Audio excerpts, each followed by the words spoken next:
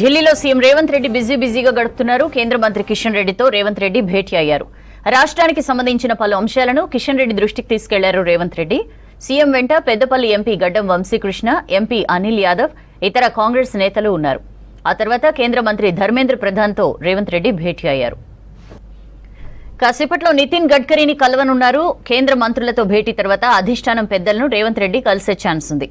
రాష్ట్రంలో ఏడాది పాలనపై అధిష్టానానికి వివరించే ఛాన్స్ ఉంది. ఇష్యూకి సంబంధించి ఇన్ఫర్మేషన్ తెలుసుకుందాం. మదార్ మంత్రులు ఫోన్ లైన్ లో జాయిన్ అవుతున్నారు. మదార్, కేంద్ర మంత్రులు కిషన్ రెడ్డి, ధర్మేంద్ర ప్రధాన్ తో రేవంత్ రెడ్డి భేటీ అయ్యారు. ఏ అంశాలపై వీరి మధ్య చర్చకు వచ్చింది? సౌజన్య, సీఎం బిజీగా ఉన్నారు. మధ్యాహ్నం 2:30 తర్వాత ఢిల్లీకి వచ్చారు. కొద్దిసేపటి క్రితమే కిషన్ రెడ్డితో భేటీ ముగిసిన తర్వాత ప్రస్తుతం ధర్మేంద్ర ప్రధాన్ తోటి భేటీ కొనసాగుతూ ఉంది. విద్యాశాఖ మంత్రి ధర్మేంద్ర ప్రధాన్ తోటి ప్రస్తుతం భేటీలో ఉన్నారాయనే. ఆ తర్వాత కేంద్ర రోడ్డు రవాణా శాఖ మంత్రి నితిన్ గడ్కరీ ఉంటుంది. కీలకంగా 3 ప్రధానమైనటువంటి అంశాలు చెప్తా ఉన్నారు.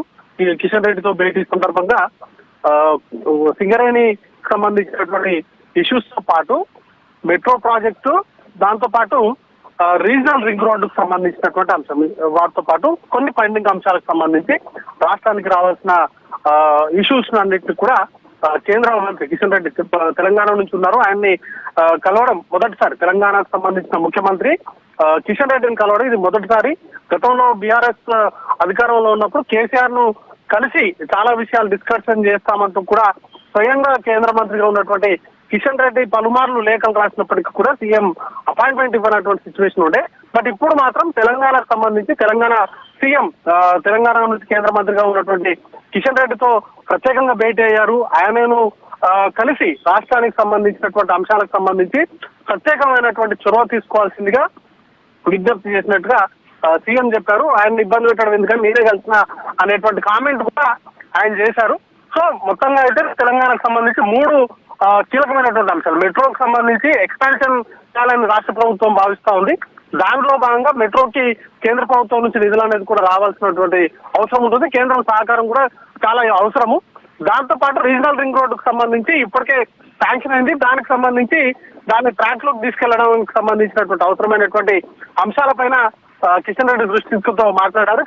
సింగరేణికి సంబంధించి అంశాలు కొన్ని పెండింగ్ లో ఉన్నాయి. వాటిని కూడా కేంద్ర మంత్రుల దృష్టికి తీసుకెళ్లినట్టుగా సీఎం రేవంత్ రెడ్డి చెప్పారు. తర్వాత విద్యాశాఖ మంత్రితో భేటీ ప్రస్తుతం కొనసాగుతా ఉంది. ఇప్పటికే ఇంటిగ్రేటెడ్ స్కూల్స్ కు సంబంధించినటువంటి ఏర్పాట్లపైన రాష్ట్ర ప్రభుత్వం సీరియస్ గా ఫోకస్ చేసింది. స్కిల్ యూనివర్సిటీతో పాటు ఇటు ఇంటిగ్రేటెడ్ స్కూల్స్ కు సంబంధించినటువంటి నిర్మాణాలు కూడా చేపడతా ఉన్నారు. ఇటీవలే నవోదయ పాఠశాలలు కూడా రాష్ట్రానికి మంజూరు అయినాయి. ఇంకొన్ని కేంద్రీయ విద్యాలయాలు అలాగే మరొక కొన్ని నవోదయ పాఠశాలలు రాష్ట్రానికి కేటాయించాల్సిందిగా ఇటు విద్యాశాఖ మంత్రిని కూడా కోరేటువంటి అవకాశం ఉంది. ఆ తర్వాత నితిన్ గడ్కరీ తోటి ముఖ్యంగా నేషనల్ హైవేస్ కు సంబంధించినటువంటి కొన్ని కీలకమైనటువంటి ప్రాజెక్టులు ఉన్నాయి. ఇటు రీజనల్ రింగ్ రోడ్ తో పాటు ఇటు నల్గొండ నుంచి విజయవాడకు సంబంధించి 6 lanes సంబంధించిన నేషనల్ హైవేస్ కు సంబంధించినటువంటి అంశాలు కొన్ని పెండింగ్ లో ఉన్నాయి. వాటిని సాధించడమే లక్ష్యంగా ప్రస్తుతానికైతే కేంద్ర మంత్రులను కలుస్తున్నారు. ఇవి 3 కేంద్ర మంత్రులను కలిసిన తర్వాత కేసీ వేణుగోపాల్ ను భేటీ అయ్యేటువంటి అవకాశం సంబంధించి జనరల్ సెక్రటరీగా ఉన్నారు. ఆయన కలిసేటువంటి అవకాశాలు ఉన్నట్టుగా చర్చ జరుగుతూ ఉంది.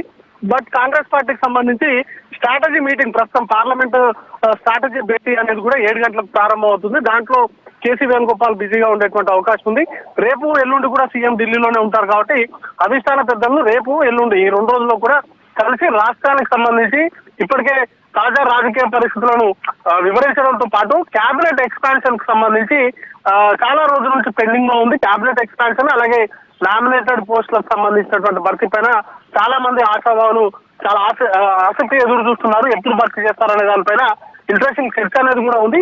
వీటికి సంబంధించిన అంశాలను కూడా అధిష్టాన పెద్దలతో చర్చించి వాటిపైన ఒక ఫైనల్ కంక్లూజన్ అయితే ఈ పర్యటనలో వచ్చేటువంటి అవకాశాలు ఉన్నట్టుగా చర్చ అయితే నడుస్తా ఉంది. సౌజన్య.